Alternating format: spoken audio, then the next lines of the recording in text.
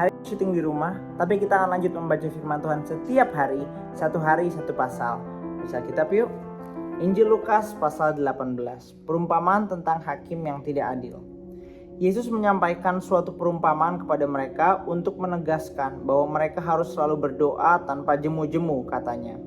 Di sebuah kota ada seorang hakim yang tidak takut akan Allah dan tidak menghormati siapapun. Di kota itu ada seorang janda yang selalu datang kepada hakim itu dan berkata, "Berikan keadilan kepadaku terhadap lawanku."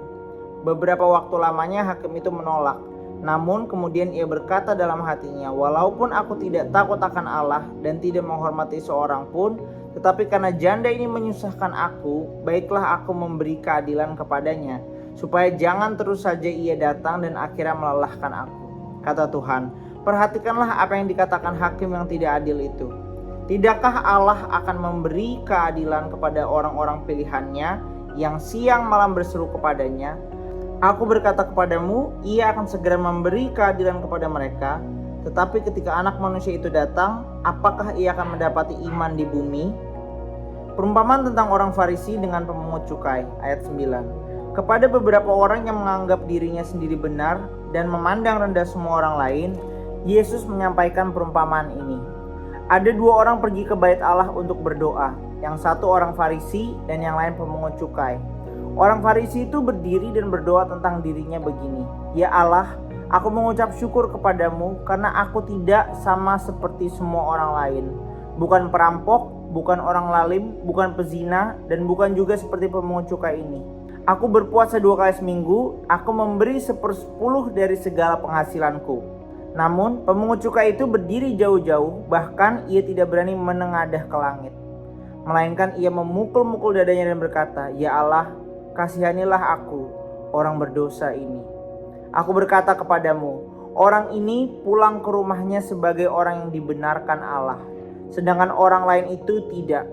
Sebab siapa saja yang meninggikan diri, ia akan direndahkan, dan siapa saja yang merendahkan diri, ia akan ditinggikan. Yesus memberkati anak-anak, ayat 15. Orang-orang membawa juga anak-anak kecil kepada Yesus supaya ia menyentuh mereka. Melihat itu, murid-muridnya memarahi orang-orang itu.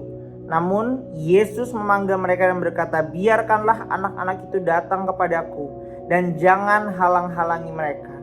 Sebab orang-orang seperti inilah yang memiliki kerajaan Allah. Sesungguhnya aku berkata kepadamu, siapa saja yang tidak menyambut kerajaan Allah seperti seorang anak kecil, ia tidak akan masuk ke dalamnya." Orang kaya sukar masuk kerajaan Allah, ayat 18. Ada seorang pemimpin bertanya kepada Yesus, "Guru yang baik, apa yang harus kuperbuat untuk memperoleh hidup yang kekal?" Jawab Yesus, "Mengapa kau katakan aku baik? Tak seorang pun yang baik selain Allah saja. Engkau tentu mengetahui perintah-perintah ini. Jangan berzina, jangan membunuh, jangan mencuri, jangan memberi kesaksian palsu, hormatilah ayah dan ibumu." Kata orang itu, "Semuanya itu telah kuturuti sejak masa mudaku." Mendengar itu Yesus berkata kepadanya, "Tinggal satu kekuranganmu. Jualah segala yang kau miliki dan bagi-bagikanlah itu kepada orang-orang miskin, maka engkau akan memiliki harta di surga. Kemudian datanglah kemari dan ikutlah aku." Mendengar perkataan itu, orang itu menjadi amat sedih sebab ia sangat kaya. Ketika melihat bahwa ia menjadi amat sedih, berkatalah Yesus, "Alangkah sukarnya orang yang memiliki banyak harta masuk ke dalam kerajaan Allah. Sebab lebih mudah seekor unta masuk melalui lubang jarum daripada seorang kaya masuk ke dalam kerajaan Allah." Mereka yang mendengar itu berkata, "Jadi siapakah yang dapat diselamatkan?"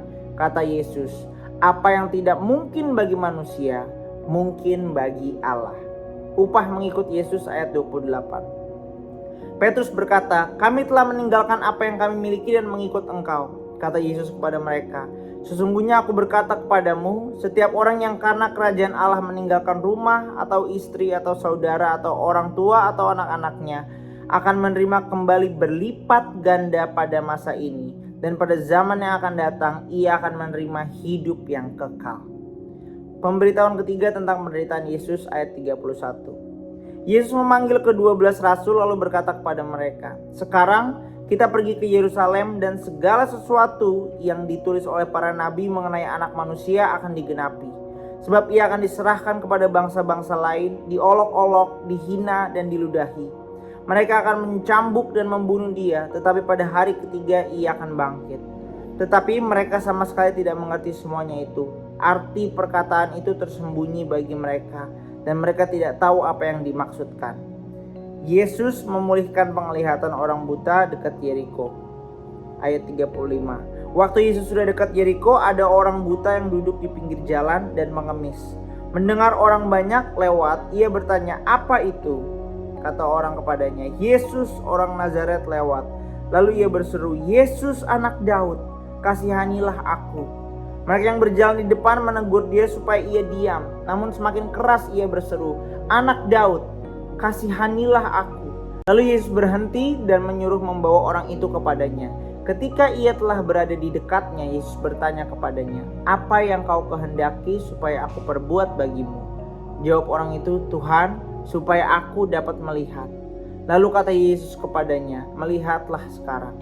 Imanmu telah menyelamatkan engkau." Seketika itu juga ia dapat melihat lagi lalu mengikuti dia sambil memuliakan Allah. Melihat hal itu, seluruh rakyat memuji-muji Allah. Dan itulah Injil Lukas pasal 18. Besok kita akan lanjut membaca firman Tuhan setiap hari, satu pasal. See you tomorrow. God bless you.